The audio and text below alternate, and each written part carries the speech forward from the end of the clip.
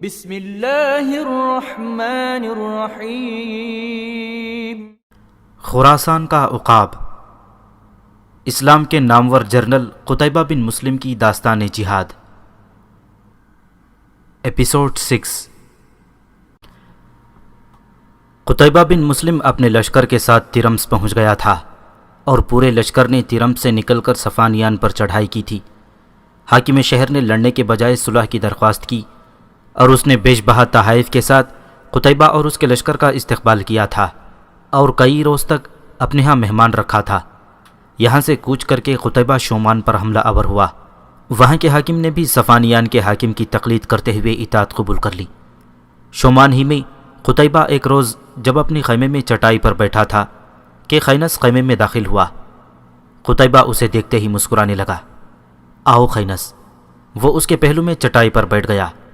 قتیبہ پھر بولا، میں چند دنوں تک مرو واپس جا رہا ہوں، کیا تمہارا کسی کے لیے کوئی پیغام ہے؟ خینس بے حد سنجیدہ دکھائی دے رہا تھا۔ سر جھکائے ہوئے اس نے دھیمی آواز میں کہا، نہیں۔ قتیبہ اس کی حالت دیکھ کر چونک گیا۔ کیا سوچ رہے ہو تم؟ خینس نے سر اوپر اٹھایا۔ میں کچھ کہنا چاہتا ہوں سیدی۔ کیا تمہیں مجھ سے کوئی شکایت ہے؟ ہرگز نہیں۔ تو پھر کہو۔ میرے قبیلے کے کچھ لوگ باد غیث کے حکمران نیزک کی قید میں ہیں، میں انہی کے بارے میں کچھ کہنا چاہتا ہوں۔ قتیبہ مسکرا دیا۔ تھوڑی دیر پہلے تمہارے قبیلے کے سردار وکی اور حریم بھی میرے پاس آئے تھے اور یہی بات کر چکے ہیں۔ میں نے ان کی موجودگی میں ہی ایک قاصد کو باد غیث کے حکمران کے نام خط دے کر بھیج دیا ہے۔ میں نے اسے تنبیہ کر دی ہے کہ سارے مسلمانوں کو رہا کر دے، ورنہ میں اس کے سارے شہروں کو تاراج کر دوں گا۔ خینس بھی مسکرا رہا تھا۔ ان دونوں نے مجھ سے تو کوئی ذکر نہیں کیا۔ وہ ابھی ابھی یہاں سے نکلے ہیں، شاید تم سے ملاقات نہ ہوئی ہو۔ خینس کھڑا ہو گیا۔ میں چلتا ہوں۔ قتیبہ بھی کھڑا ہو گیا۔ کل کی طرح آج بھی صالح، تم اور نصر بن سیار کھانا میرے ساتھ کھاؤ گے، قتیبہ نے کہا۔ خینس نے بڑی ممنونیت سے اس کی طرف دیکھا اور مسکراتا ہوا خیمے سے باہر نکل گیا۔ قتیبہ مفتوحہ علاقے اپنے بھائی صالح کی نگرانی میں دے کر مرو واپس لوٹ گیا۔ صالح نے اس کی غیر موجودگی میں خینس بن یوسف اور نصر بن سیار کے ساتھ مل کر کاشیان، فرغانہ، مشت، بیغز اور خشک کے شہر فتح کیے۔ حجاج بن یوسف بصرہ میں تھا۔ شام ڈھل رہی تھی اور غروب ہوتا ہوا سورج بہت خوبصورت نظر آ رہا تھا۔ حجاج اپنے محل کے دالان میں کھڑا اس منظر سے لطف اندوز ہو رہا تھا۔ اسی وقت ایک خادم نے آ کر اسے اطلاع دی کہ مرو سے کوئی آدمی آیا ہے۔ مرو کا نام سن کر حجاج چونک اٹھا۔ اسے خیال آیا کہ شاید قتیبہ کی طرف سے کوئی پیغام آیا ہے۔ حجاج نے قتیبہ کو خراسان کا گورنر تو بنا دیا تھا، لیکن اس کی نظر میں قتیبہ ابھی جوان ہونے کے ساتھ ساتھ ناتجربہ کار بھی تھا۔ اس لیے حجاج نے قتیبہ کو ہدایت کی تھی کہ وہ اسے اپنے حالات سے باخبر رکھے۔ اور ابن مسلم، حجاج بن یوسف نے کہا تھا، اگر کوئی مشکل پیش آئے تو مجھ سے مشورہ ضرور لے لینا۔ یاد رکھنا، تو ابھی ناتجربہ کار ہے، تجھے ابھی بہت کچھ سیکھنا ہے۔ یہ خیال رکھنا کہ جلد بازی سے کام لیتے ہوئے کوئی غلط فیصلہ نہ کرنا۔ اللہ تجھے اپنی امان میں رکھے۔ اب یہ خبر سن کر مرو سے کوئی آدمی آیا ہے۔ حجاج نے خیال کیا کہ شاید قتیبہ کا کوئی پیغام لایا ہو، اس لیے حجاج نے خادم سے کہا، اسے بٹھاؤ، میں آتا ہوں۔ پھر فوراً ہی حجاج اپنے خاص کمرے میں پہنچا جہاں عموماً وہ قاصدوں سے ملا کرتا تھا۔ وہاں ایک آدمی بیٹھا ہوا تھا۔ اس نے حجاج کو دیکھا تو فوراً کھڑا ہو گیا اور کہنے لگا، اے امیر عراق، تجھ پر سلامتی ہو۔ حجاج اس شخص کو پہچان چکا تھا۔ وہ زرار بن حسین تھا۔ حجاج نے سلام کا جواب دیا اور زرار کو بیٹھنے کو کہا۔ خود اس کے سامنے بیٹھ گیا۔ وہ زرار بن حسین کے چہرے سے اندازہ لگا چکا تھا کہ وہ کوئی پریشان کن خبر نہیں لایا۔ کہ ابن حسین، حجاج نے زرار کو مخاطب کیا، کیسے آنا ہوا؟ اے امیر عراق، زرار نے جواب دیتے ہوئے کہا، تیرے لیے میں 2 خبریں لایا ہوں، ایک اچھی اور ایک افسوسناک۔ تو کہہ، میں کون سی پہلے سناؤں؟ حجاج بے چین سا ہو کر بولا، وہاں سب خیریت تو ہے نا؟ ہاں، وہاں سب خیریت ہے۔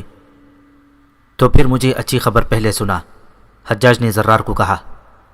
ابن یوسف، زرار نے کہا، تو جانتا ہے بلخ کے لوگوں نے بغاوت دی تھی جسے کچل دیا گیا تھا۔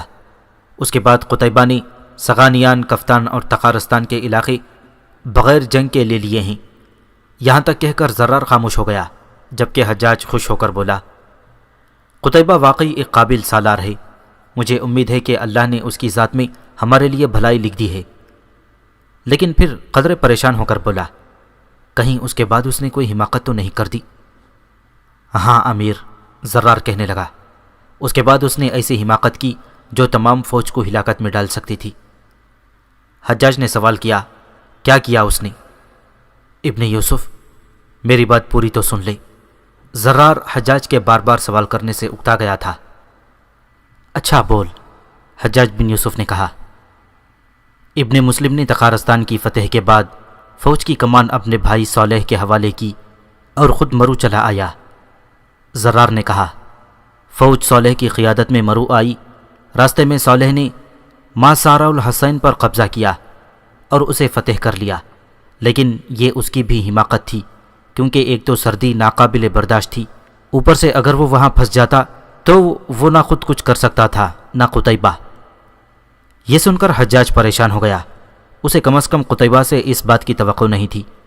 دوسرے وہ اس بات پر بھی پریشان تھا کہ قتیبہ نے اس کی ہدایات پر عمل نہیں کیا تھا اور ابھی تک خود اسے کوئی خط نہیں لکھا تھا جس سے وہ قتیبہ کے حالات سے آگاہ ہوتا۔ اس نے جو خط حجاج کو لکھا تھا وہ بھی حجاج کے خط کے جواب میں تھا۔ اسے قتیبہ پر غصہ آ رہا تھا۔ اپنے غصے کو دباتے ہوئے اس نے زرار بن حسین کو مخاطب کیا، کیا تو یہاں قتیبہ کو بتا کر آیا ہے؟ ہاں، زرار نے جواب دیا۔ کیا اسے معلوم ہے کہ تو مجھ سے اس کی شکایت کرنے آیا ہے؟ حجاج نے ایک اور سوال کیا۔ نہیں، اسے تو صرف میں نے یہی بتایا ہے کہ مجھے بصرہ میں کچھ کام ہے، ہفتے میں واپس آ جاؤں گا۔ اس پر اس نے مجھے اجازت دے دی۔ اچھا، اب تو آرام کر، یہ بتا واپس کب جائے گا؟ کل صبح واپس چلا جاؤں گا، زرار بن حسین نے جواب دیا۔ واپس جانے سے پہلے مجھ سے ملتے جانا، اب جا کر آرام کر لی۔ یہ کہہ کر حجاج نے ملازم کو بلایا اور کہا کہ زرار کو مہمان خانے میں ٹھہرا دے۔ ملازم زرار کو لے کر چلا گیا۔ حجاج نے کاتب کو بلوا لیا اور قتیبہ کے نام خط لکھوانا شروع کر دیا۔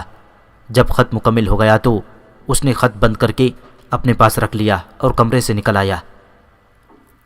اگلے دن صبح زرار دوبارہ حجاج کے پاس آیا۔ حجاج نے زرار کو دیکھا تو خط نکال کر زرار کے حوالے کر دیا اور بولا، تو اب روانہ ہو جا اور یہ خط قتیبہ کو دے دینا۔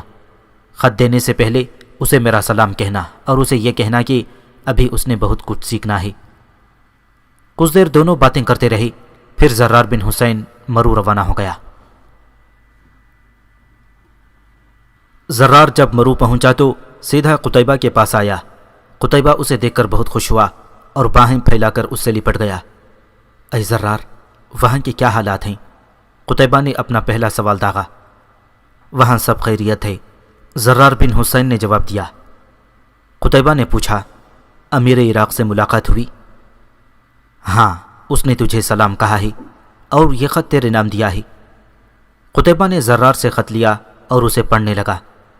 باہلی کے مطابق حجاج نے قتیبہ کو لکھا تھا، بسم اللہ الرحمن الرحیم، امیر عراق کی طرف سے خراسان کے گورنر کو، مجھے زرار بن حسین کی زبانی تمہاری کارکردگی کا پتہ چلا ہے۔ مجھے خوشی ہوئی، لیکن تم نے وہی غلطی کی جس کا مجھے اندیشہ تھا۔ میں اس سے زیادہ سخت الفاظ نہیں لکھنا چاہتا، لیکن میرے غصے کو تم نہیں جان سکتے۔ آئندہ اپنے تمام حالات سے مجھے باخبر رکھو، کیونکہ تم ابھی ناتجربے کار ہو، تمہیں ابھی بہت کچھ سیکھنا ہے۔ آئندہ یاد رکھو کہ اگر فوج کہیں جائے تو تم سب سے آگے ہوگے اور واپسی پر فوج کے پچھلے حصے میں ہوگے، تاکہ دشمن بے خبری میں حملہ نہ کر دے۔ یہ طریقہ پہلے سے چلا آ رہا ہے اور یہی بہتر ہے۔ حجاج۔ یہ خط پڑھ کر پہلے تو قتیبہ پریشان ہو گیا، لیکن پھر اپنے آپ پر قابو پاتے ہوئے بولا، حجاج زیادہ خفا تو نہیں تھا؟ نہیں، وہ تم سے خوش بھی ہے، لیکن ڈرتا ہے کہ تم انجانے میں کوئی غلطی نہ کر بیٹھو۔ یہ سن کر قتیبہ کو حوصلہ ہوا اور وہ مسکرانے لگا۔ آبادی سے دور دو سائے ایک دوسرے کی طرف بڑھے چلے آ رہے تھے۔ چاند پوری طرح نکلا ہوا تھا، جس سے قدرے روشنی پھیلی ہوئی تھی۔ صحرا کی رات تو ویسے بھی خوبصورت ہوتی ہے، لیکن اگر چاند پوری طرح نکلا ہوا ہو تو ایک عجیب طرح کا خوشگوار تاثر تمام ماحول میں پھیل جاتا ہے، اور پھر جب اس تاثر پر محبت کا رنگ غالب آ جاتا ہے تو انسان ہر چیز کو فراموش کر بیٹھتا ہے، اور پھر جب محبت کی وادی میں چاند جھانکتا ہے تو ایک سرور انگیز اجالا ہر طرف پھیل جاتا ہے۔ لوگ اندھیرے میں بھٹکتے ہیں، لیکن دو محبت کرنے والے اس اجالے میں بھٹک جانا چاہتے ہیں، وہ حقیقت کی دنیا سے بے خبر ہو جانا چاہتے ہیں۔ ان دونوں کے ساتھ بھی یہی صورتحال تھی۔ صحرا کی چاندنی میں وہ ایک دوسرے کی طرف بڑھ رہے تھے۔ چاند کی روشنی میں صاف پتہ چلتا تھا کہ دونوں میں سے ایک مرد اور ایک عورت ہے۔ یہ سائے قریب تر ہوتے گئے اور آخر ایک دوسرے میں گم ہو گئے۔ کسی نے آتے تو نہیں دیکھا۔ رات کی سرگوشی میں آواز ابھری۔ یہ آواز مرد کی تھی۔ نہیں، تم بے فکر رہو۔ خاموشی میں ایک نسوانی آواز آئی اور یوں محسوس ہوا جیسے ریت کے ذروں نے سرگوشی کی ہو۔ باتیں کرتے ہوئے وہ دونوں چلتے چلے جا رہے تھے۔ ان کا رخ درختوں کے قریبی جھنڈ کی طرف تھا۔ کچھ دیر بعد وہ درختوں کے اس جھنڈ میں پہنچ گئے جہاں درختوں کی بہتات کی وجہ سے روشنی نہ ہونے کے برابر تھی۔ وہ دونوں اس جھنڈ کے اندر جانے کے بجائے ابتدائی چند درختوں کے درمیان ریت پر بیٹھ گئے، کیونکہ اس وقت اس جھنڈ کے اندر جانا خطرناک بھی ہو سکتا تھا۔ یہاں صحرائی جانور بھی ہو سکتے تھے۔ ان دونوں کے بیٹھتے ہی نسوانی آواز پھر ابھری، ابن عامر، چاند کو دیکھو۔ اس کے ساتھ ہی ایک زنانہ ہاتھ چاند کی طرف اشارہ کرنے لگا۔ اس تاریکی میں وہ ہیولا سا نظر آ رہا تھا۔ دونوں چاند کی طرف دیکھنے لگے جو آسمان پر چمکتا بہت بھلا معلوم ہو رہا تھا۔ یوں محسوس ہوتا ہے جیسے ہمیں دیکھ کر مسکرا رہا ہو۔ سرگوشی پھر آئی۔ صفیہ، چاند مسکرایا نہیں کرتا۔ یہ مردانہ آواز تھی۔ ابن عامر کہہ رہا تھا، چاند خوشی کے اظہار کے وقت خوب تاب سے چمکتا ہے، جیسے یہ ہمیں دیکھ کر چمک رہا ہے۔ اس کے ساتھ ہی اس نے ہاتھ بڑھا کر صفیہ کا ہاتھ تھام لیا۔ شاید یہی وجہ ہے کہ آج یہ اتنا چمکدار محسوس ہو رہا ہے۔ میں نے پہلے چاند کو کبھی اتنا چمکتے نہیں دیکھا۔ ابن عامر کی بات سن کر صفیہ نے کہا تھا۔ دونوں ایک دوسرے کی طرف دیکھ کر مسکرا دیے۔ چاند کے ہمراہ ستارے بھی ہوتے ہیں، صفیہ پھر بولی۔ مجھے تو آج یہ چاند اور ستارے سبھی خوش لگتے ہیں۔ محسوس ہوتا ہے جیسے یہ ہمیں دیکھ کر خوشی کا اظہار کر رہے ہوں، ابن عامر نے کہا۔ ابن عامر ایک وجیہہ نوجوان تھا۔ وہ دمشق میں خلیفہ ولید بن عبد الملک کی فوج میں کماندار تھا۔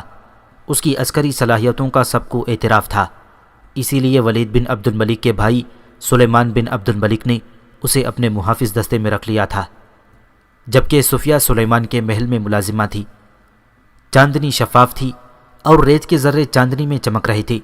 ایسے محسوس ہوتا تھا جیسے وہ بھی ستاروں کے ہم رکاب ہوں۔ ابن عامر نے ریت پر ہاتھ مارا اور ریت اٹھاتے ہوئے بولا، آج تو ہمیں دیکھ کر ریت بھی چمک رہی ہے۔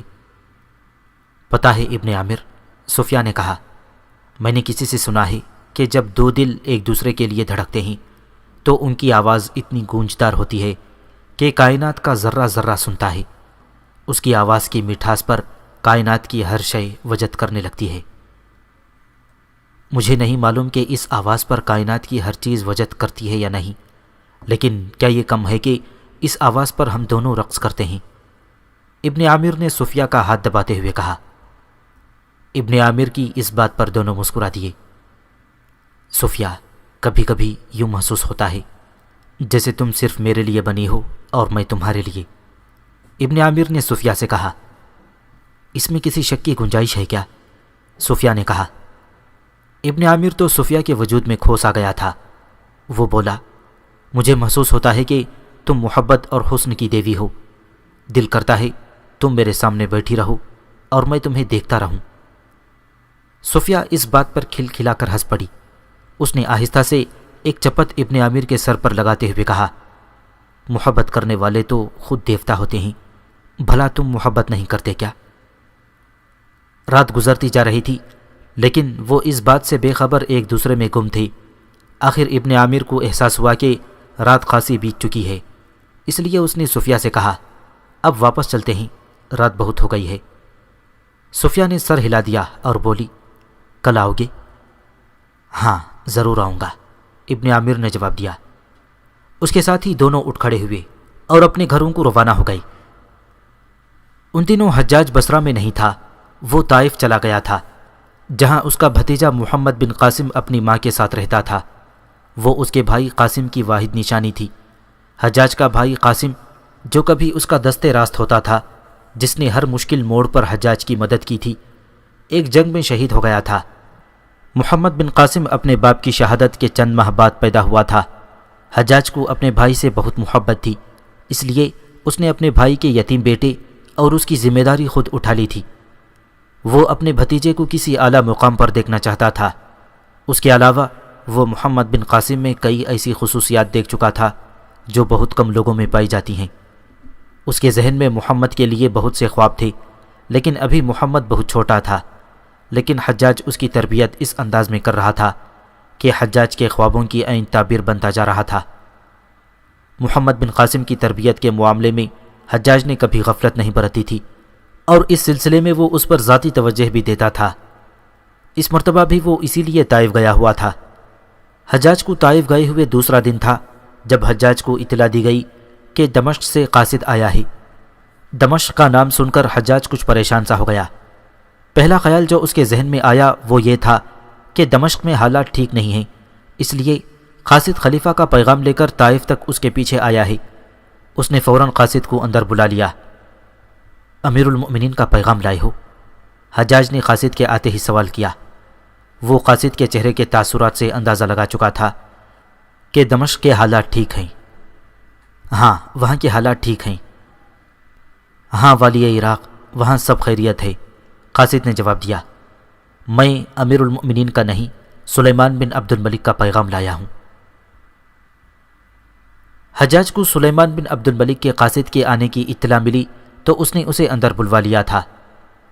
سلیمان کے قاصد کا آنا اسے اچھا نہیں لگا تھا، کیونکہ اس طرح سے وہ طائف میں چھٹیاں گزارنے آیا تھا، اور سب سے بڑھ کر یہ کہ وہ ذاتی طور پر سلیمان کو پسند نہیں کرتا تھا، لیکن قاصد کو بلا لینے کے علاوہ کوئی چارہ بھی نہیں تھا۔ چنانچہ جب قاصد اندر آیا تو حجاج نے اسے چپتی ہوئی نظروں سے دیکھا۔ کہو، کیا پیغام لائے ہو ابن عبد الملک کا؟ حجاج نے قاصد سے سوال کیا۔ امیر عراق پر اللہ کی عنایت ہو، قاصد بولا۔ ولی عہد نے آپ کے لیے یہ سربند پیغام بھیجا ہے۔ اس کے ساتھ ہی قاصد نے ایک سربند مراسلہ حجاج کی طرف بڑھا دیا۔ حجاج نے مراسلہ قاصد سے لے لیا اور اسے جانے کو کہا۔ قاصد کے جانے کے بعد حجاج نے مراسلہ کھولا اور سلیمان کا پیغام پڑھنے لگا۔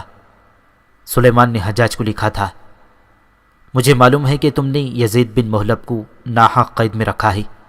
یہ نہ بھولنا کہ یزید ایک نہایت قابل شخص ہی نہیں بلکہ میرا بہت گہرا دوست بھی ہے، لہٰذا تمہارے لیے یہ بہتر ہے کہ یزید کو فوراً رہا کر کے میرے پاس بھیج دو۔ یہ پیغام پڑھ کر حجاج پریشان ہو گیا، کیونکہ وہ یزید کو رہا نہیں کرنا چاہتا تھا، لیکن وہ سلیمان کا حکم بھی نہیں ٹال سکتا تھا۔ پریشانی کے عالم میں اس نے ایک پیغام سلیمان کے نام لکھوایا، جس میں اس نے یہ ثابت کرنے کی کوشش کی تھی کہ یزید بن محلب واقعی قصوروار ہے، اس لیے حجاج اس کو رہا نہیں کر سکتا۔ یہ پیغام لکھوا کر حجاج نے اسی قاصد کے حوالے کر دیا جو سلیمان کا پیغام لے کر آیا تھا، اور اس ہدایت کے ساتھ رخصت کر دیا کہ جتنی جلد ممکن ہو سکے سلیمان تک یہ پیغام پہنچا دے۔ بصرہ کے قریب ایک نہایت پسماندہ علاقہ تھا۔ یہاں رہنے والوں کا رہن سہن نہایت ہی عجیب تھا۔ یہ لوگ پہاڑوں میں گھر بنا کر رہتے تھے۔ یہ پورے کا پورا گاؤں اسی طرح بنا ہوا تھا۔ اگرچہ علاقہ پسماندہ تھا اور یہ لوگ پہاڑوں میں گھر بناتے تھے، لیکن ان کے گھر صاف ستھرے اور کشادہ تھے اور بڑے سلیقے سے بنے ہوئے تھے۔ وہ صدیوں سے اسی طرح رہتے چلے آ رہے تھے۔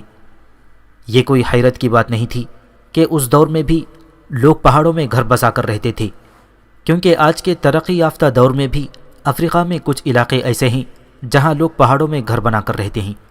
اس کے علاوہ ایران میں آج بھی ایک قصبہ ہے جس کی آبادی پہاڑوں میں گھر بنا کر رہتی ہے۔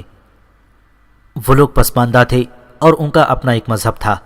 وہ چاند کی پوجا کرتے تھے اور اس کے لیے انہوں نے مہینے میں ایک رات مقرر کر رکھی تھی۔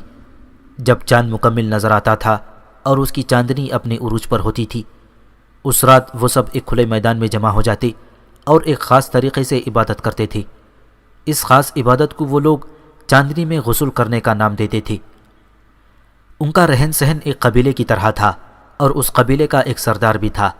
اس قبیلے کا سردار ان کا مذہبی پیشوا بھی ہوتا تھا۔ اس کے علاوہ یہ لوگ مورتیاں بنا کر اس کی عبادت بھی کرتے تھے اور قتل و غارت سے بھی دریغ نہیں کرتے تھے۔ یہ علاقہ پہاڑی پر ہونے کے ساتھ ساتھ قدرے سرسبز بھی تھا۔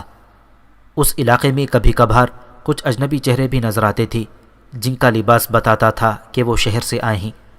یہ لوگ پروہت سے ملنے آتے تھے اور ان کے انداز میں عقیدت ہوتی تھی۔ کسی کو نہیں معلوم تھا کہ وہ پروہت کے پاس کیوں آتے ہیں، کیونکہ پروہت ان سے تنہائی میں ملتا تھا۔ وہ بھی ایسے ہی لوگوں میں سے تھا۔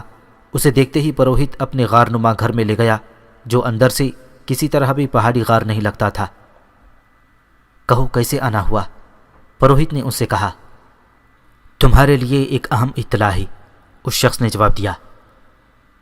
کیا اطلاع لائے ہو تم؟ پروہت نے اس کی آنکھوں میں جھانکتے ہوئے سوال کیا۔ تم لوگوں سے آدمی کو قتل کروانا ہے، اس شخص نے پروہت سے کہا۔ قتل کروانے کے لیے ہم لوگوں کی کیا ضرورت ہے؟ پروہت نے ہنستے ہوئے کہا۔ یہ کام تو تم لوگ خود ہم سے بہتر طریقے سے کر سکتے ہو۔ نہیں، اس شخص نے کہا، تم لوگ جس طرح یہ کام کر سکتے ہو ہم لوگ اس طرح نہیں کر سکتے۔ ویسے بھی اگر تم یہ کام کروا دیتے ہو تو تمہیں اتنا انعام ملے گا کہ تم سوچ بھی نہیں سکتے۔ کسے قتل کروانا ہے تم نے؟ اپنے مہمان کو سنجیدہ دیکھ کر پروہت بھی سنجیدہ ہو گیا تھا، کیونکہ اس نے اندازہ لگا لیا تھا کہ جو کام اس کا مہمان اسے کہنے جا رہا ہے وہ بہت نازک اور مشکل ہے۔ کسے قتل کروانا ہے؟ پروہت نے پھر سوال کیا۔ حجاج بن یوسف کو، اس شخص نے جواب دیا۔ سلیمان سے کہنا، پروہت نے اس آدمی کی طرف دیکھتے ہوئے کہا، کہ اس کا کام ہو جائے گا، مگر اس میں کچھ وقت لگے گا۔ حجاج نے جو پیغام سلیمان کے نام بھیجا تھا وہ اسے مل گیا تھا۔ اس پیغام کو پڑھ کر سلیمان کو غصہ تو بہت آیا تھا، لیکن اس نے اس کا اظہار کسی سے نہیں کیا تھا۔ وہ جان گیا تھا کہ حجاج بن یوسف یزید کو رہا کرنے سے کترا رہا ہے۔ اس کے علاوہ وہ ذاتی طور پر بھی حجاج سے خائف تھا، چنانچہ اس نے حجاج کو قتل کروانے کا فیصلہ کر لیا تھا۔ اس مقصد کے لیے اس نے اپنا ایک آدمی اس پروہت کے پاس بھیجا تھا اور اب وہ پروہت کے سامنے بیٹھا ہوا تھا۔ تم جب تک یہ کام نہیں کروا دیتے میں تمہارے پاس رہوں گا، اس آدمی نے پروہت سے کہا۔ تم میرے پاس تو رہ سکتے ہو، مگر میں قبیلے والوں سے تمہارے متعلق کیا کہوں گا؟ پروہت نے قدرے پریشان سا ہو کر اس شخص کی طرف دیکھا۔ یہ تمہارا اپنا مسئلہ ہے، اس شخص نے پروہت کو جواب دیا۔ اس کی بات سن کر پروہت سوچ میں ڈوب گیا۔ پھر جیسے اچانک اسے کوئی خیال آیا، اس نے چونک کر اس شخص کی طرف دیکھا۔ اس قتل کا انتظام میں کر دوں گا، مگر یہ بتاؤ مجھے ملے گا کیا؟ پروہت نے سوال کیا۔ اس سے بہت زیادہ ملے گا جو تم سوچ رہے ہو، اس شخص نے کہا۔ یہ سن کر پروہت نے 2 آدمیوں کو بلا بھیجا۔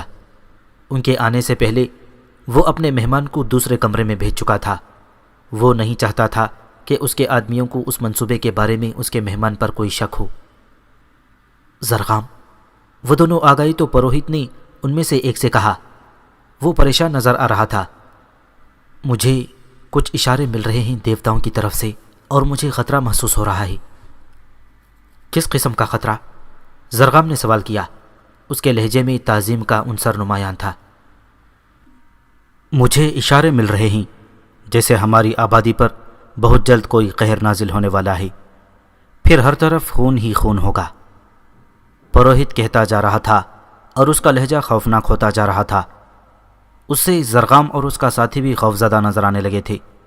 پھر کوئی بھی نہیں بچ سکے گا، پروہت نے کہا۔ ہم سب مارے جائیں گے۔ مگر اس کا کوئی حل بھی تو ہوگا، زرغام کے ساتھی نے پوچھا۔ آپ دیوتاؤں سے پوچھ تو سکتے ہیں نا کہ وہ کیا مانگ رہے ہیں؟ میں نے دیوتاؤں سے پوچھا تھا، پروہت نے اسی خوفناک لہجے میں کہا۔ دیوتا خون مانگتے ہیں، دیوتا قربانی مانگ رہے ہیں، ایک شیر خوار بچے کی قربانی جو چاند دیوتا کی عبادت کے رات عین اس وقت دی جائے گی جب چاندنی مکمل عروج پر ہو۔ تمہارے ذمے یہ کام ہے کہ تم نے ایک شیر خوار بچہ اغوا کرنا ہے۔ پروہت نے کچھ وقفے کے بعد کہا۔ یہ یاد رکھنا وہ بچہ ہمارے قبیلے سے نہیں ہونا چاہیے، ورنہ قربانی قبول نہیں ہوگی۔ آپ کو یہ بچہ کب تک چاہیے؟ زرغام نے کہا، جو پروہت کی بات سن کر قدرے مطمئن ہو گیا تھا۔ مسئلہ اس بچے کا نہیں ہے، پروہت نے کہا۔ قربانی سے پہلے اس بچے کو ایک خاص عمل سے گزارنا ہے جس میں بچے کو خون سے غسل دیا جائے گا۔ یہ خون کسی عام آدمی کا بھی ہو سکتا ہے، لیکن میں یہ چاہتا ہوں کہ خون حجاج بن یوسف کا ہو۔ اس نے ہماری آبادی پر بہت ظلم ڈھایا ہے، حتیٰ کہ ہمارے مذہب کی بھی توہین کی ہے۔ یہ کہہ کر پروہت ان دونوں کی طرف دیکھنے لگا۔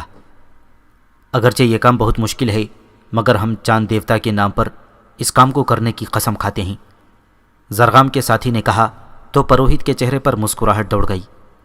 پروہت بولا، لیکن یہ کام چاند دیوتا کی عبادت کے رات ہونا چاہیے۔ تم دونوں اب جا سکتے ہو، جا کر پہلے شیرخوار بچے کا انتظام کرو۔ بچہ مجھ تک پہنچانے کے بعد تم دونوں میرے اگلے حکم کا انتظار کرنا۔ پروہت کے اشارے پر وہ دونوں چلے گئے۔ ایک دن حجاج گھوڑے پر سوار شہر سے گزر رہا تھا، اس کے ساتھ اس کے محافظ دستے کے سوار تھے۔ حجاج کو دیکھ کر لوگ راستہ چھوڑ رہے تھے۔ اچانک ایک عورت حجاج کے گھوڑے کے سامنے آ کر کھڑی ہو گئی۔ حجاج نے بڑی مشکل سے گھوڑا روکا۔ اسے عورت پر غصہ آ گیا تھا۔ اس سے پہلے کہ وہ عورت کو کچھ کہتا، عورت بولی، یا حجاج، کیا تو ایک غمزدہ بہن کی مدد نہیں کرے گا؟ اس کے ساتھ ہی اس کی آنکھوں سے آنسو نکل آئی۔ عورت کی اس بات نے حجاج کا غصہ دور کر دیا۔ وہ گھوڑے سے اتر کر اس عورت کے پاس گیا۔ کہو تمہیں میری کیا مدد چاہیے؟ اے حجاج، کیا ظلم کے خلاف چلنے والا تیرا ہاتھ آج رکا رہے گا؟ وہ عورت روتے ہوئے بولی، مجھے یہ تو بتا دے کہ کس کے ساتھ ظلم ہوا ہے؟ حجاج نے جھنجلا کر کہا، اے حجاج، میں اور میرا خاوند رات کو اپنے معصوم بچے کے ساتھ سوئے ہوئے تھے۔ اچانک دو آدمی رات کی تاریکی میں دیوار سے کود کر ہمارے گھر میں آ گئے تھے۔ انہوں نے مزاحمت کرنے پر میرے خاوند کو قتل کر دیا اور میرے بچے کو اٹھا کر لے گئے۔ اس عورت کی بات سن کر حجاج نے تسلی دی اور واپس اپنے محل میں آ گیا۔ وہ سوچ بھی نہیں سکتا تھا کہ اس کی حدود امارت میں کوئی ایسی حرکت بھی کر سکتا ہے، کیونکہ سب جانتے تھے کہ ایسی حرکت کرنے والے کے ساتھ حجاج کیا سلوک کرتا ہے۔ اس نے فوراً احکامات جاری کر دیے، جس سے اس کے جاسوس اہلکار حرکت میں آ گئے۔ اس واقعے کو کئی دن گزر گئے تھے، لیکن اس کے جاسوس ابھی تک اس بچے کے بارے میں کوئی اطلاع نہیں لا سکے تھے۔ اس عورت کا بچہ زرغام اور اس کے ساتھی نے اغوا کیا تھا۔ اس وقت وہ دونوں پروہت کے سامنے کھڑے تھے۔ ہماری قربانی کا آدھا سامان اکٹھا ہو گیا ہے، پروہت نے ان دونوں کو کہا۔ اب اگر باقی سامان بھی اکٹھا ہو جائے تو دیوتا ہم سے خوش ہو جائیں گے۔ پروہت نے بچہ گود میں اٹھا رکھا تھا۔ اس نے بچے کی طرف دیکھتے ہوئے کہا، یہ ہماری آفات کو ختم کرے گا۔ اس کے ساتھ ہی اس کے چہرے پر مسکراہٹ دوڑ گئی۔ اب تم دونوں میرے اگلے حکم کا انتظار کرو، پروہت نے ان دونوں کی طرف دیکھتے ہوئے کہا، لیکن اس دوران آرام سے نہ بیٹھ جانا۔ اس دوران تمہیں تیاری کرنی ہے۔ تم دونوں نے حجاج کو قتل کر کے اس کا خون عبادت کے میدان میں پہنچانا ہے، لیکن یاد رکھو حجاج کو عبادت کی رات ہی قتل کرنا ہے۔ میں اس کام میں تمہیں کسی تیسرے شخص کو شامل کرنے کی اجازت نہیں دوں گا۔ یہ کام تم دونوں نے ہی کرنا ہے۔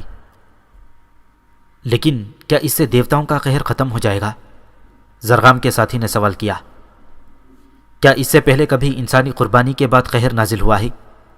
پروہت نے اس کی طرف دیکھا، پھر کچھ وقفے کے بعد بولا، اب تم دونوں جا سکتے ہو۔ پروہت کا اشارہ پا کر وہ دونوں وہاں سے نکل آئے۔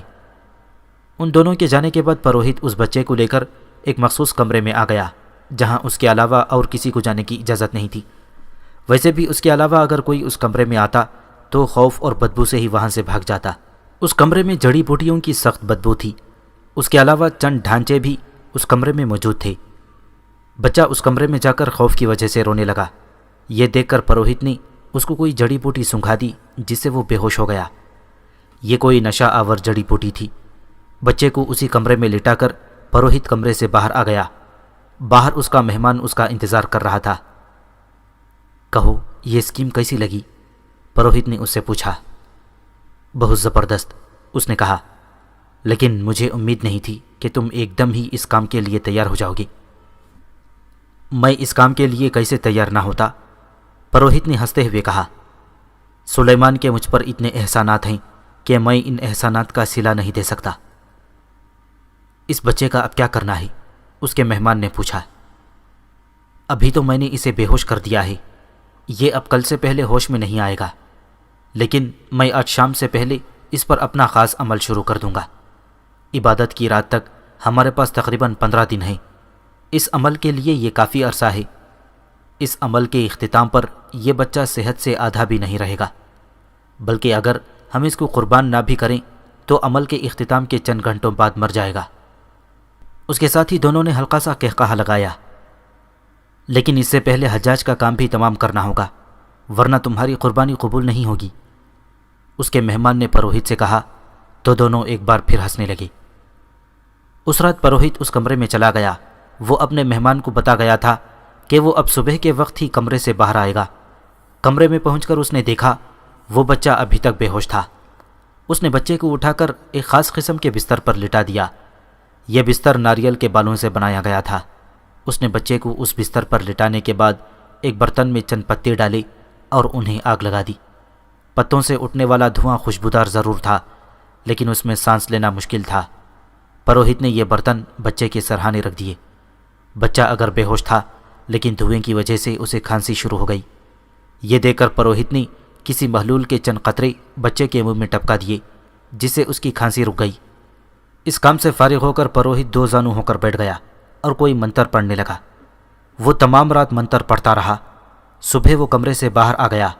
اس نے بچے کو اسی کمرے میں چھوڑ دیا تھا، لیکن باہر آنے سے پہلے اس نے یہ تسلی کر لی تھی کہ بچہ اب اگلے دن سے پہلے ہوش میں نہیں آئے گا۔ اسے یہی عمل اب مسلسل چند دن کرنا تھا۔ جب یہ عمل کرتے ہوئے 7 دن گزر گئے تو اس نے زرغام اور اس کے ساتھی کو بلا لیا۔ پروہت کا پیغام سن کر وہ دونوں فوراً اس کے پاس چلے گئے۔ اب تم لوگوں کی حرکت میں آنے کا وقت آ گیا ہے، پروہت نے زرغام اور اس کے ساتھی سے کہا۔ یہ کام نہایت خطرناک ہے، لیکن اگر تم یہ کام کر لیتے ہو تو دیوتا تو تم سے خوش ہوں گے ہی، میں بھی تمہیں اتنا انعام دوں گا کہ تم دونوں سوچ بھی نہیں سکتے۔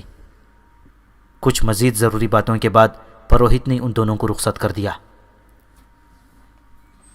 یہ دو پہاڑوں کے درمیان ایک کھلا میدان تھا۔ اگرچہ اندھیرا پھیل رہا تھا، لیکن اندھیرا پھیلنے کے ساتھ ساتھ یہاں لوگوں کا ہجوم بڑھتا جا رہا تھا۔ یہ سب اپنے چاند دیوتا کی عبادت کرنے یہاں جمع ہو رہے تھے۔ ان لوگوں کی عبادت کا ایک خاص طریقہ تھا۔ یہ لوگ اپنی عبادت اس وقت شروع کرتے تھے جب چاندنی اپنے عروج پر اور چاند مکمل ہوتا تھا۔ ابھی ان کی عبادت شروع ہونے میں بہت وقت تھا، لیکن اس دن ہجوم معمول سے زیادہ تھا۔ اس کی وجہ یہ تھی کہ ان کے پروہت نے اعلان کیا تھا کہ اس دن دیوتاؤں کے قہر سے بچنے کے لیے ایک شیرخوار بچے کی قربانی دی جائے گی، اور قربانی سے پہلے اسے انسانی خون سے غسل دیا جائے گا۔ ان لوگوں کے نزدیک کسی ایسی تقریب میں شرکت کرنا جس میں کسی انسان کو خون سے غسل دے کر قربان کر دیا جائے سعادت سے کم نہ تھا، اسی لیے لوگ یہ منظر دیکھنے کے لیے چلے آ رہے تھے اور ہجوم معمول سے زیادہ ہوتا چلا جا رہا تھا۔ پروہت کے لیے حالات معمول کے مطابق تھے، لیکن وہ اس بات سے فکر مند تھا کہ زرغام اور اس کا ساتھی جنہیں اب تک آ جانا چاہیے تھا وہ نہیں آئے تھے۔ جوں جوں وقت گزرتا جا رہا تھا اس کی بے چینی میں اضافہ ہوتا جا رہا تھا۔ اس کی پریشانی کی وجہ یہ بھی تھی کہ صدیوں سے ان کا یہ اصول چلا آ رہا تھا کہ وہ لوگ کسی بھی قسم کی قربانی عبادت سے پہلے دیا کرتے تھے اور پھر عبادت میں اس کی قبولیت کی دعائیں مانگی جاتی تھیں، لہٰذا اسے بھی یہ قربانی ہر حال میں عبادت شروع ہونے سے پہلے دینی تھی۔ چاند نکل آیا تھا، لیکن ابھی وہ پہاڑ کی دوسری طرف تھا، اس لیے میدان میں گہرا اندھیرا چھایا ہوا تھا، لیکن اس اندھیرے میں بھی اتنا بڑا ہجوم ایک تنظیم کے ساتھ اکٹھا ہوا تھا اور ابھی اس میں اضافہ ہو رہا تھا۔ ہجوم میں شامل لوگ مل کر کوئی مذہبی گیت گا رہے تھے، جس سے فضا میں تقدس کے ساتھ ساتھ خوف کا عنصر بھی چھا رہا تھا۔ جس جگہ یہ لوگ جمع ہوئے تھے وہاں پتھر کا اونچا چبوترا بنا ہوا تھا جس پر مشعلیں جل رہی تھیں۔ یہ چبوترا خاص طور پر پروہت کے لیے بنایا گیا تھا، جس پر چڑھ کر وہ لوگوں کو خطاب کرتا تھا۔ اچانک پروہت چبوترے پر نمودار ہوا اور اس نے ہاتھ کے اشارے سے لوگوں کو خاموش ہونے کو کہا۔ اس کا اشارہ پاتے ہی سب لوگ خاموش ہو گئے۔ تم سب لوگ جانتے ہو، پروہت نے کہا، کہ مجھے دیوتاؤں نے اشارہ دیا تھا کہ وہ ایک انسانی جان کی قربانی مانگ رہے ہیں، لیکن اس قربانی کے لیے انہوں نے ایک شیرخوار بچے کا انتخاب کیا اور مجھے حکم دیا تھا کہ میں اس بچے کو دیوتاؤں کے قدموں میں قربان کرنے کا انتظام کروں۔ چنانچہ میں نے یہ انتظام کر دیا۔ اب کچھ دیر بعد ہم اس بچے کو دیوتاؤں کی خوشی کے لیے ان کے قدموں میں قربان کر دیں گے۔ اگر ہم ایسا نہیں کریں گے تو دیوتاؤں کے عذاب کے مستحق ہوں گے۔ پروہت کے ان الفاظ کے ساتھ ہی لوگوں نے نعرے لگانے شروع کر دیے۔ وہ اپنے ان دیوتاؤں کی مداح کر رہے تھے جو ان لوگوں پر عذاب نازل کرنے سے پہلے ہی انہیں اس سے بچنے کا طریقہ بتا رہے تھے۔ چاند اب خاصا اوپر آ چکا تھا۔ اب وہ پہاڑ کے پیچھے چھپا نہیں رہا تھا، بلکہ اس کی روشنی میدان میں ہر چیز کو منور کر رہی تھی۔ یہ دیکھ کر پروہت نے اشارہ کیا تو بچے کو اس کے قدموں میں لٹا دیا گیا۔ اس طرح سب لوگ اس بچے کو دیکھ سکتے تھے۔ پروہت نے اپنے مہمان سے ٹھیک کہا تھا کہ اگر اس وقت اس بچے کو قربان نہ کیا گیا تو بھی یہ چند گھنٹوں بعد مر جائے گا۔ اس بچے کی حالت نہایت خراب تھی۔ پروہت نے بچے کی طرف اشارہ کیا اور پھر وہ اونچی آواز میں بولنے لگا، لوگوں اسے غور سے دیکھ لو، یہ پاک ہے، اس کا جسم پاک ہے، اس کی روح پاک ہے، اور یہ مرنے کے بعد تم سب کو پاک کر دے گا۔ یہ تمہیں دیوتاؤں کے قہر سے بچائے گا۔ اس کے ساتھ ہی وہ بچے کے سرہانے بیٹھ گیا۔ اسے ایک برتن پکڑا دیا گیا تھا جو خون سے بھرا ہوا تھا۔ یہ خون کسی انسان کا ہی ہو سکتا تھا، کیونکہ اس قربانی میں انسانی خون کی ضرورت تھی۔ اس سے پہلے کہ پروہت بچے کو خون سے غسل دیتا، کہیں سے ایک تیر آیا اور اس کے سینے میں پیوست ہو گیا۔ پروہت کے منہ سے ہلکی سی چیخ نکلی، خون کا برتن اس کے ہاتھ سے چھوٹ کر ایک طرف گر گیا اور وہ خود زمین پر آ رہا۔ یہ سب چند لمحوں میں ہو گیا تھا، لیکن لوگوں پر خوف طاری ہو گیا تھا۔ وہ خوفزدہ ہو کر ادھر ادھر بھاگنے لگے، لیکن ان کے بھاگنے کا رستہ بھی بند تھا، کیونکہ وہ سب گھیرے جا چکے تھے، اور ان سب کو گھیرنے والے حجاج بن یوسف کی فوج کے دستے کے تھے۔ ان دستوں کی کمان خود حجاج بن یوسف کر رہا تھا۔ وہ فوراً اس چبوترے پر آیا جہاں پروہت کی لاش بچے کے ساتھ پڑی تھی۔ حجاج نے بچے کو اٹھا لیا۔ بچے کی حالت نہایت نازک تھی۔ حجاج جان چکا تھا کہ یہ وہی بچہ ہے جسے اغوا کیا گیا تھا، اور اس کی ماں نے حجاج سے فریاد کی تھی۔ اسے یہ بات زرغام اور اس کے ساتھی سے معلوم ہوئی تھی جو حجاج کو قتل کرنے کے لیے گئے تھے، لیکن خود پکڑے گئے تھے۔ بچے کی حالت اتنی نازک تھی کہ حجاج نے اسے اس کی ماں کے بجائے طبیب کے حوالے کر دیا۔ اس نے متعلقہ افسران کو بھی ہدایت کر دی تھی کہ جب تک بچہ تندرست نہیں ہو جاتا اس کی ماں کو اس سے نہ ملنے دیا جائے۔ قبیلے کے باقی لوگوں کو اس تنبیہ کے ساتھ چھوڑ دیا گیا تھا کہ اگر اس قسم کی کوئی حرکت دوبارہ ہوئی تو اس قبیلے کا نام و نشان مٹا دیا جائے گا۔ اس کے علاوہ اس نے یہاں کسی بھی قسم کی انسانی قربانی پر پابندی لگا دی تھی اور اسے قتل کے برابر جرم قرار دیا تھا۔ ان تمام انتظامات میں رات گزر گئی۔ صبح ہوتے ہی حجاج اپنے دستوں کے ساتھ واپس اپنے محل میں آ گیا۔ چند دنوں بعد بچہ دوبارہ صحت مند ہو گیا تو اسے اس کی ماں کے حوالے کر دیا گیا۔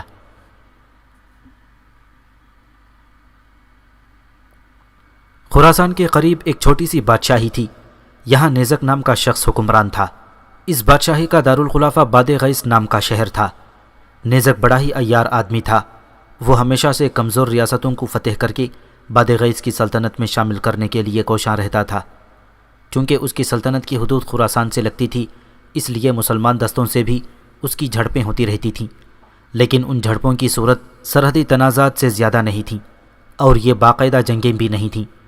اس کی وجہ شاید یہ تھی کہ مسلمانوں نے کبھی باد غیث پر حملہ کرنے کا نہیں سوچا تھا۔ کسی وقت مسلمان فوج کے چند دستوں سے جھڑپ کے دوران نیزک نے ایک بڑی تعداد میں مسلمان فوجیوں کو جنگی قیدی بنا لیا تھا۔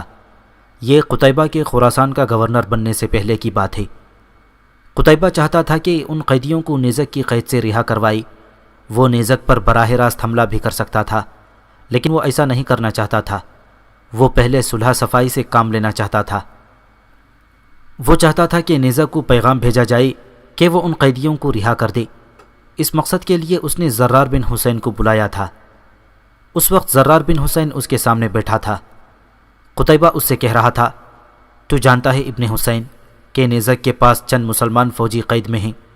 میں چاہتا ہوں کہ نیزک کو پیغام دیا جائے کہ ان قیدیوں کو رہا کر دے اور ہماری اطاعت قبول کر لے، ورنہ جنگ کی دھمکی دی جائے گی۔ تو یہ چاہتا ہے کہ یہ پیغام میں نیزک تک پہنچاؤں؟ زرار بن حسین نے سوال کیا۔ اس کی بات سن کر قتیبہ مسکرا دیا اور کہنے لگا، اگرچہ میں تمہیں نیزک کے پاس بھیج رہا ہوں، مگر ایک قاصد کی حیثیت سے نہیں۔ میرا پیغام سلیم الناسح لے جائے گا، تمہیں اس کی حفاظت کا کام کرنا ہے۔ زرار بن حسین نے جواب میں سر ہلا دیا۔ سلیم الناسح عبید اللہ بن ابی بکر کے آزاد کردہ غلام تھے۔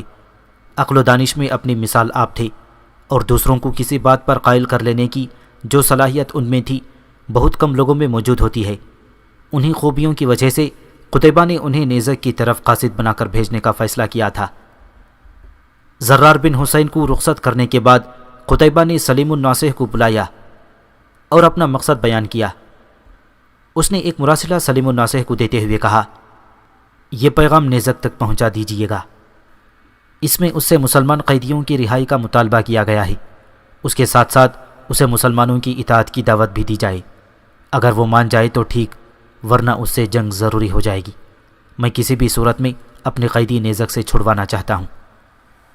اس کی بات سن کر سلیم الناصح مسکرا دیے۔ آپ یہ پیغام لے کر کل روانہ ہو جائیں، قتیبہ بن مسلم نے کہا، اور چند ضروری ہدایات دینے کے بعد سلیم الناصح کو رخصت کر دیا۔ اگلے 2 دن سوار باد غیث جا رہے تھے۔ دونوں منزلوں پر منزلیں طے کرتے ہوئے باد غیث پہنچے۔ نیزک کو اطلاع ملی کہ قتیبہ کا پیغام آیا ہے، تو اس نے سلیم الناصح کو اپنے پاس بلا لیا۔ اس وقت وہ اپنے خاص کمرے میں موجود تھا۔ سلیم الناصح نے ابن حسین کو وہیں موجود رہنے کی تاکید کی اور شاہی محل کا ملازم انہیں نیزک کے خاص کمرے تک لے گیا۔ نیزک ذہنی طور پر مسلمانوں کی ابھرتی ہوئی طاقت سے خائف تھا۔ خاص طور پر وہ قتیبہ کو ایک طاقتور حریف سمجھنے لگا تھا، کیونکہ 1 سال کے قلیل عرصے میں قتیبہ نے جس طرح کی کارروائیاں کی تھیں وہ صرف اسی کا خاصہ تھیں۔ نیزک جیسا عیار شخص کم از کم قتیبہ سے بگاڑنا نہیں چاہتا تھا، اس لیے قتیبہ کے قاصد سلیم الناصح سے وہ بہت عزت و احترام سے پیش آیا۔ بیٹھیے، نیزک نے سلیم الناصح کو بیٹھنے کے لیے کہا۔ ایک تو وہ قتیبہ کے حوالے سے عزت و احترام کا خیال رکھے ہوئے تھا، دوسرے سلیم الناصح کی شخصیت کا اپنا اثر تھا۔ بڑی عمر لیکن باروب انسان تھے اور ان کے چہرے سے بزرگی جھلکتی تھی۔ شکریہ، سلیم الناصح نے بیٹھتے ہوئے کہا۔ یہ نیزک کا خاص کمرہ تھا اور اس کی آرائش دیکھنے سے تعلق رکھتی تھی اور وہ دیکھنے والے پر اپنا مخصوص اثر چھوڑ جاتی تھی، لیکن ایسا صرف ان لوگوں کے ساتھ ہوتا تھا جن کا ایمان خام ہو۔ یہاں بات سلیم الناصح کی تھی، جو کردار اور ایمان کے لحاظ سے اتنا ہی پختہ تھا جتنا ایک مومن کو ہونا چاہیے۔ انہوں نے اس خیرہ کن آرائش کو دیکھ کر استغفر اللہ پڑھ لی۔ نیزک نے حیرت سے ان کی طرف دیکھا اور بولا، یہ آپ نے کیا کہا؟ ہمارے مذہب میں ایسی آرائش و نمود حرام قرار دی گئی ہے، سلیم الناصح نے جواب دیا۔ اسے شیطانی افعال میں سے کہا گیا ہے۔ میں نے اپنے اللہ سے معافی مانگی ہے کہ کہیں یہ آرائش مجھے گمراہ نہ کر دے۔ نیزک نے یہ بات سن کر برا سا منہ بنایا اور کہنے لگا، میں نے ٹھیک سنا تھا کہ مسلمانوں کا ذوق بالکل پھیکا ہے۔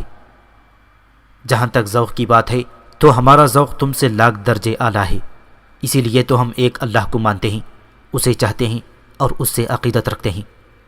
سلیم الناصح نے جواب دیا، مجھے اس سے سروکار نہیں کہ آپ کا مذہب اور عقیدہ کیا کہتا ہے۔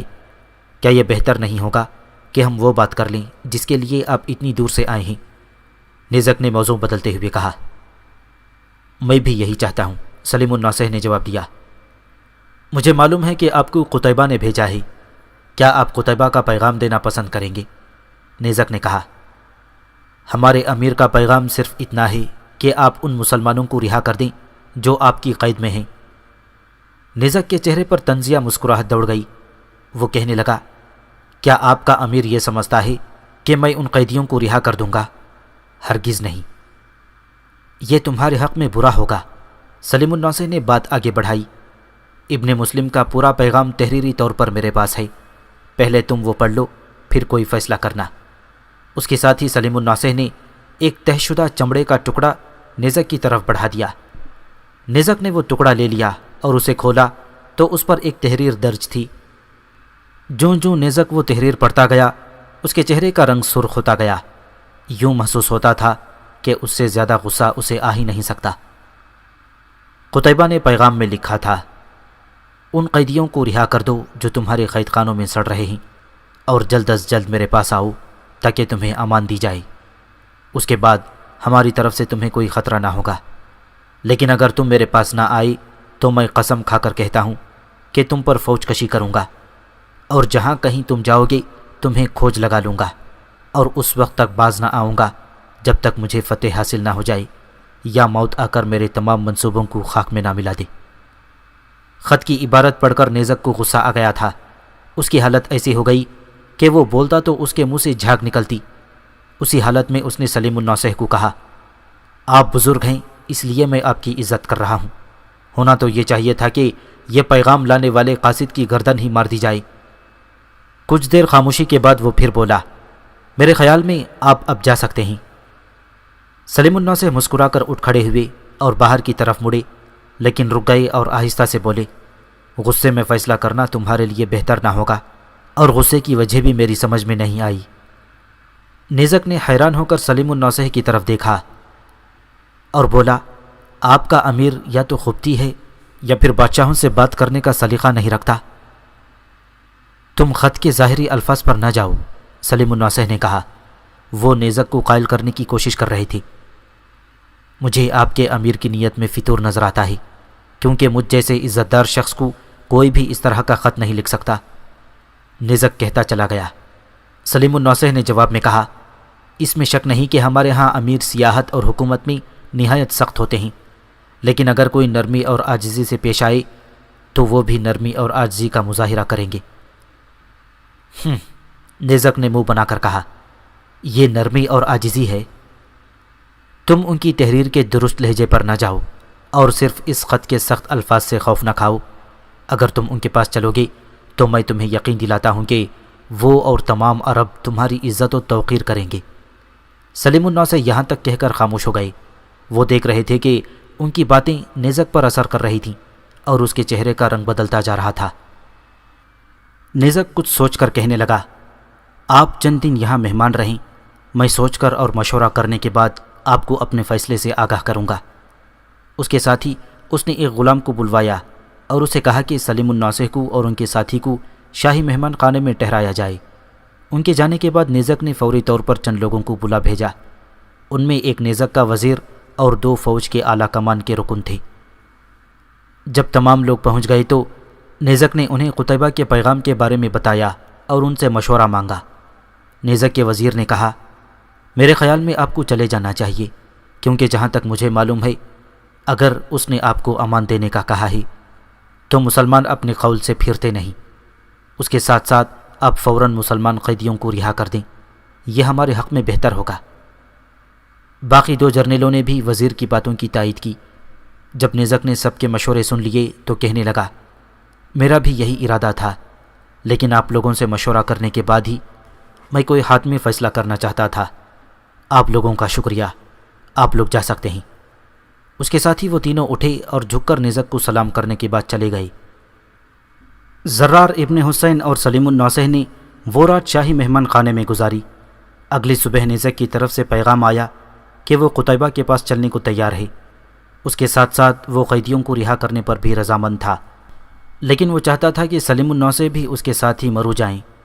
چنانچہ سلیم النوسہ نے زرار ابن حسین کو اس پیغام کے ساتھ مرو روانہ کر دیا کہ وہ قتیبہ کو اطلاع دے کہ نیزک اس سے ملنے آ رہا ہے۔ سلیم النوسہ اور مسلمان قیدی بھی اسی کے ساتھ آئیں گے۔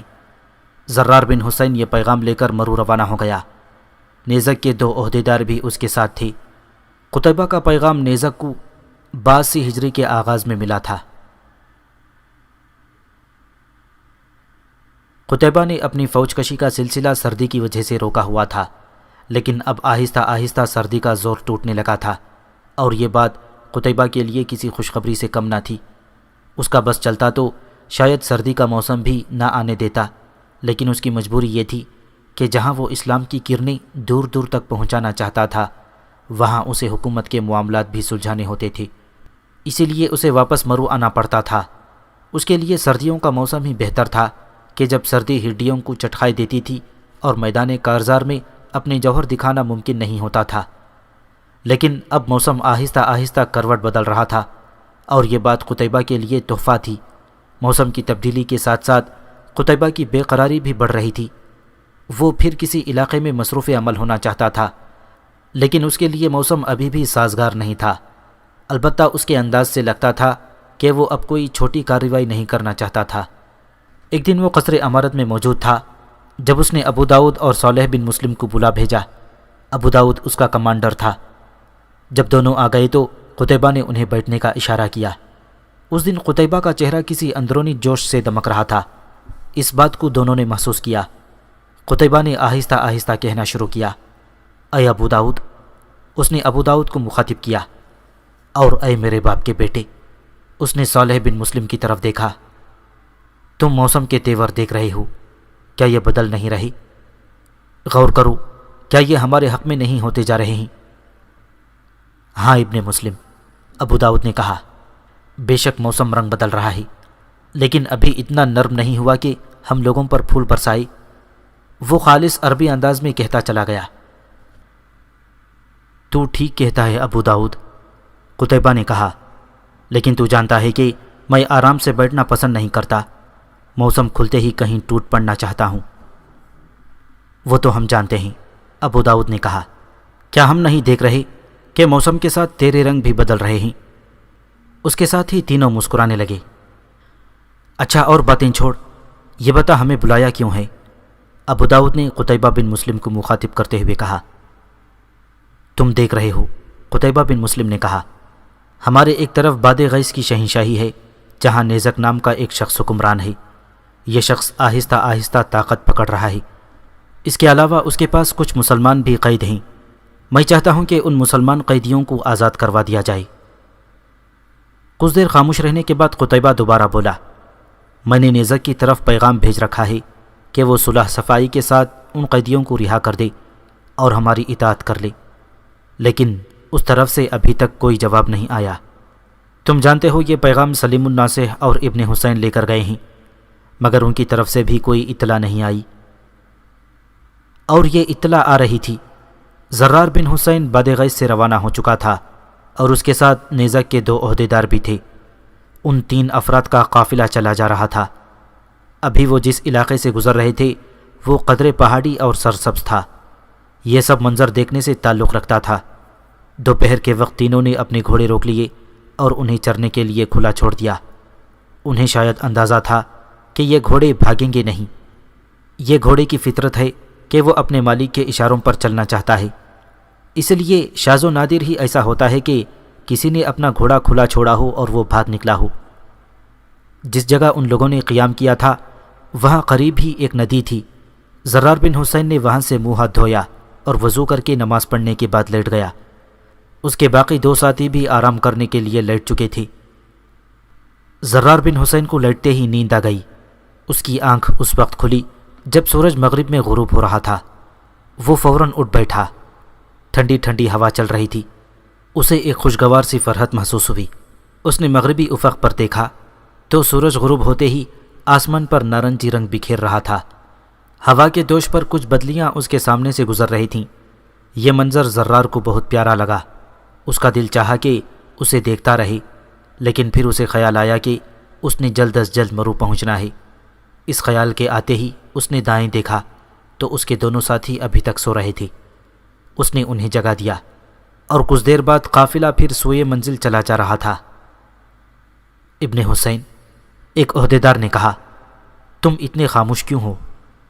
جب سے سفر شروع ہوا ہے تم نے چند باتیں ہی کی ہیں۔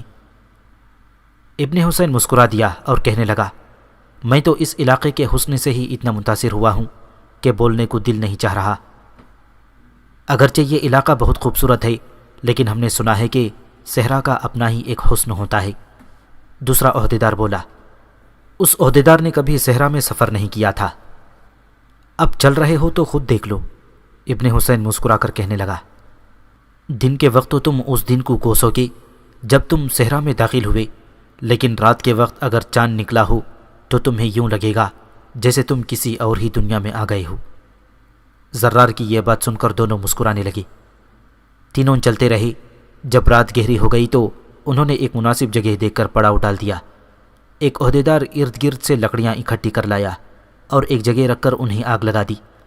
لکڑیوں کو آگ لگاتے ہوئے وہ بولا، یہاں سانپ اور بھیڑیے وغیرہ پائے جاتے ہیں، لیکن آگ کو دیکھ کر قریب نہیں آتے۔ زرار نے اس طرح سر ہلا دیا جیسے وہ پہلے ہی جانتا ہو۔ تینوں نے کھانا کھایا اور لیٹ گئے۔ صبح ان کی آنکھ اس وقت کھلی جب سورج کافی اوپر آ گیا تھا، لیکن درختوں سے چھن کر اس کی کرنیں ترچھی زمین پر پڑ رہی تھیں۔ تینوں دوبارہ چل پڑے۔ گزشتہ رات تینوں نے کافی دیر تک آرام کر لیا تھا، اسی لیے تینوں تر و تازہ تھے اور اب ان کی رفتار کافی تیز تھی۔ کچھ آگے جا کر درختوں کے درمیان فاصلہ کم ہوتا گیا اور درختوں نے گھنے جنگل کی شکل اختیار کر لی۔ ان درختوں کے درمیان ایک راستہ بنا ہوا تھا۔ انہوں نے اپنے گھوڑے اس راستے پر ڈال دیے۔ یہاں آ کر یہ علاقہ مزید خوبصورت لیکن ڈراؤنا ہو گیا تھا۔ زرار بن حسین سحر زدہ سا ہو کر چلا جا رہا تھا۔ آخر اس سے رہا نہ گیا اور وہ بولا، میں نے آج تک ایسا خوبصورت علاقہ نہیں دیکھا۔ یہ جتنا خوبصورت ہے، پہلا عہدیدار کہنے لگا، اتنا ہی خوفناک بھی ہے۔ سنا ہے یہاں بدروہیں بھی ہوتی ہیں۔ بدروہیں ہوں نہ ہوں، ایک خطرہ ضرور ہے، اور وہ ہے ایک بڑا سا اژدہا۔ اسے تو میں نے بھی دیکھا ہے، اتنا بڑا ہے کہ ہرن کا بچہ سالم نکل لے۔ اس نے خوفزدہ سا ہو کر جھرجھری لی۔ زرار بن حسین بولا، اگر اس راستے میں اتنے خطرات ہیں تو ہمیں کسی اور راستے سے آنا چاہیے تھا، اور جہاں تک مجھے یاد ہے میں اس راستے سے باد غیث نہیں گیا تھا۔ یہ راستہ عام گزرگاہ سے بہت دور ہے، یہاں سے گزرنے کا مطلب ہے ہم 10 دن پہلے مرو پہنچ جائیں گے۔ دوسرا عہدیدار کہنے لگا، جہاں تک رہی خطرات کی بات تو ہمیں صرف احتیاط کی ضرورت ہے۔ ویسے آگے جا کر جہاں صحرا شروع ہوگا یہ راستہ باد غیث جانے والے عام راستے سے مل جائے گا۔ وہ چلتے چلے جا رہے تھے۔ آگے جا کر ایک ندی آئی اور تینوں نے اپنے گھوڑوں کا رخ ندی کے ساتھ کر دیا۔ یہاں ہمیں ایک احتیاط کی ضرورت ہے، ایک عہدیدار نے کہا۔ اس ندی میں ہی وہ اژدہا رہتا ہے۔ اور پھر تینوں محتاط ہو کر چلنے لگے۔ وہ رکے نہیں، کچھ آگے گئے تو سامنے ایک گہری کھائی تھی اور ندی کا پانی اس میں گر رہا تھا۔ یہ منظر انتہائی دل فریب تھا، کیونکہ جس بلندی پر وہ کھڑے تھے اس نے 3 اطراف سے اس گھاٹی کو گھیرا ہوا تھا۔ گھاٹی کی تہہ میں جھیل تھی جس کا نیلا پانی چمک رہا تھا، اور بلندی سے مختلف اطراف سے ندیوں کا پانی اس میں گر رہا تھا۔ زرار بن حسین کا دل چاہا کہ کچھ دیر رک کر یہ منظر دیکھتا رہے، لیکن وہ رکے نہیں۔ شام کے وقت سبزے کے آثار کم ہونے لگے تھے اور مٹی میں ریت کی مقدار بڑھ گئی، اور کچھ دیر بعد وہ صحرائی علاقے میں سفر کر رہے تھے۔ تھوڑی دور جانے کے بعد ایک عہدیدار نے اپنا گھوڑا روک لیا۔ اس کو دیکھ کر ان دونوں نے بھی گھوڑے روک لیے۔ انہیں رکتا دیکھ کر وہ عہدیدار بولا، یہاں سے 3 راستے نکلتے ہیں، ایک مرو جاتا ہے، ایک واپس باد غیث، اور ایک سوغد۔ شاید تم بھی باد غیث اسی راستے سے گئے تھے۔ اس نے ابن حسین کی طرف دیکھ کر پوچھا، اور ابن حسین نے اس بات میں سر ہلا دیا۔ میرے خیال میں ہمیں یہاں پڑاؤ کر لینا چاہیے، اسی عہدیدار نے کہا۔ نصف شب کو دوبارہ روانہ ہو جائیں گے۔ یوں محسوس ہوتا تھا جیسے وہ ان تمام راستوں سے اچھی طرح واقف ہوں۔ وہ دوبارہ بولا، ہم 2 دن میں مرو پہنچ جائیں گے۔ میرے خیال میں شب کا ایک حصہ آرام کرنا ہی کافی ہوگا، زرار بن حسین کہنے لگا۔ باقی رات سفر میں گزاریں گے۔ شاید یہ ٹھیک نہ ہوگا، دوسرا عہدیدار بولا۔ لیکن ہم تمام راستہ خوب آرام کرتے آئے ہیں، زرار بن حسین نے کہا۔ زیادہ سے زیادہ ہم آدھا دن پہلے پہنچ جائیں گے، اسی عہدیدار نے کہا، لیکن اس کا کوئی خاص فائدہ نہیں ہوگا۔ زرار نے جان لیا تھا کہ زیادہ بات بڑھانے کا کوئی فائدہ نہیں ہوگا، اس لیے اس نے بات بدلتے ہوئے کہا، چلو پھر کوئی مناسب جگہ ڈھونڈ لیتے ہیں تاکہ پڑاؤ تو کیا جا سکے۔ اور دونوں عہدیداروں نے اس بات میں سر ہلا دیا۔ کچھ دیر چلنے کے بعد انہیں ایک مناسب جگہ نظر آ گئی۔ یہ کھجوروں کے چند درخت تھے جن کے پاس ہی پانی کا ایک کنواں تھا۔ انہوں نے کنویں سے پانی پیا، منہ ہاتھ دھو کر گھوڑوں کو کنویں کے منڈیر کے ساتھ باندھ دیا، اور انہیں چارہ ڈالنے کے بعد اپنے بستر بچھا لیے۔ وہ تینوں کافی دیر تک بیٹھے باتیں کرتے رہے اور پھر ایک ایک کر کے سو گئے۔